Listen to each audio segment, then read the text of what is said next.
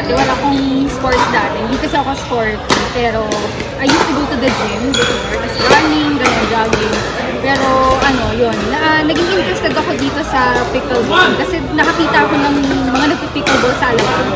Kaya sabi ko, hindi ko siya pinush. Interested ako, pero hindi ko siya pinush. Kasi parang, sabi ko parang layo naman talaga. So, nung biglang nalaman ko na meron pala dito, through Sage.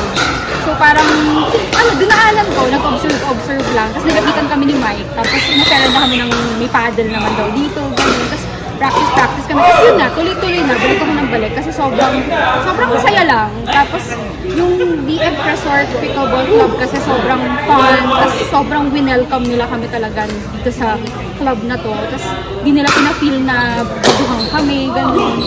So, parang after a long day na puro paulit-ulit na yung ginagawa, parang ito yung namin, ito yung nilook forward namin tuwing may open. Okay, thank you.